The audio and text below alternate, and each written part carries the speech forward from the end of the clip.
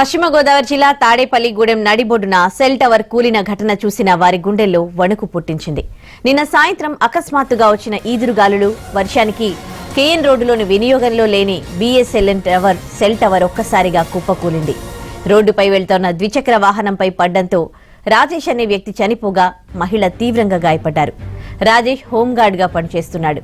మహిళ పరిస్థితి విషమంగా ఉంది. సెల్ టవర్ కుప్పకూలిన ప్రదేశం నుంచి మరింత సమాచారాన్ని మా ప్రతినిధి శ్రీనివాస్ అందిస్తారు. పశ్చిమ గోదావరి జిల్లాలో నిన్న ఒక్కసారిగా కురిసిన అకాల వర్షాలు, భారీ ఈదురుగాలులతో విషాద ఛాయలు అలుముకున్నాయి. పశ్చిమ గోదావరి జిల్లాలో తాడేపల్లిగూడెంలో ఒక్కసారిగా నిన్న ఈదురుగాలులు రావడంతో ఆ ఈదురుగాలులతో భారీ వృక్షాలు, అదేవిధంగా పంట పొలాలు, అరటి తోటలు కూడా కింద పడిపోయిన పరిస్థితి మనం చూస్తున్నాము. అయితే నిన్న తాడేపల్లిగూడెంలో సంబంధించి మొత్తం కూడా సెల్ టవరు భారీ గాలులకు కింద పడిపోయి ఒక ప్రాణం కూడా కోల్పోయిన పరిస్థితి మనకు కనబడతా ఉంది. మనం ప్రస్తుతం ఏదైతే ఆ సెల్ టవర్ ఉన్న ప్రదేశం ఉందో ఆ ప్రదేశం నుంచి ఎక్స్క్లూజివ్గా విజువల్స్లో చూపిస్తున్నాము. మొత్తం కూడా చూస్తే భారీగా ఈ భారీ ట్రాఫిక్ ఏరియా ఉండే తాడేపల్లిగూడెం ఇది. బస్టాండ్కి సంబంధించిన ఏరియా, అదేవిధంగా పోలీస్ స్టేషను, తాలూకా ఆఫీసులు అన్నీ కూడా ఇక్కడే ఉంటాయి. ఇక్కడ భారీగా జనం కూడా ఇక్కడికి వచ్చి నిల్చునే పరిస్థితి కూడా కనబడతా ఉంది.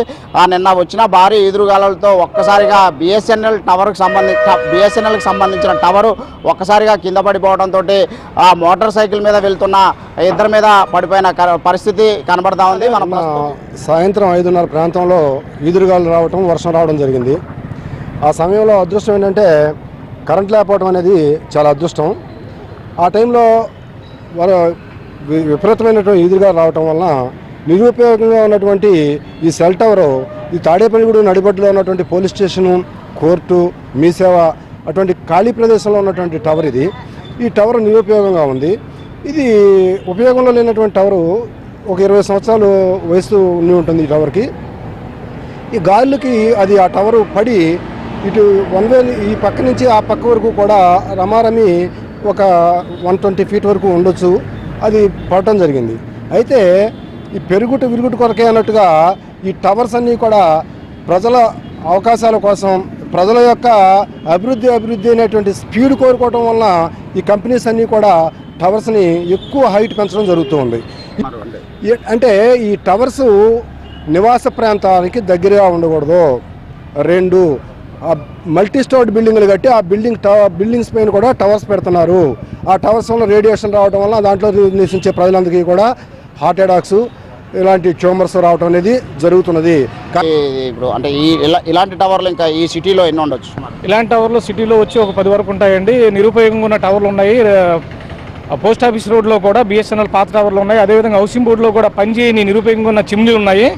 ఇది చాలా రద్దీ ప్రాంతంలో, కానీ చాలా రద్దీ ప్రాంతం. అంటే ఇక్కడ కోర్టు కానివ్వండి, సబ్ రిజిస్టర్ ఆఫీస్ కానివ్వండి, మండల ఆఫీస్ కానివ్వండి.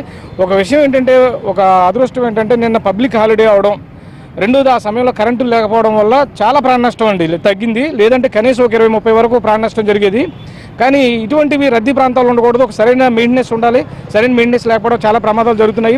మొత్తం కూడా ఏదైతే ఆ సెల్ టవర్లో ఉన్నాయో ఈ మొత్తం కూడా నిత్యం రద్దీగా ఉన్న ప్రదేశంలో మొత్తం కూడా చూసుకోవచ్చు.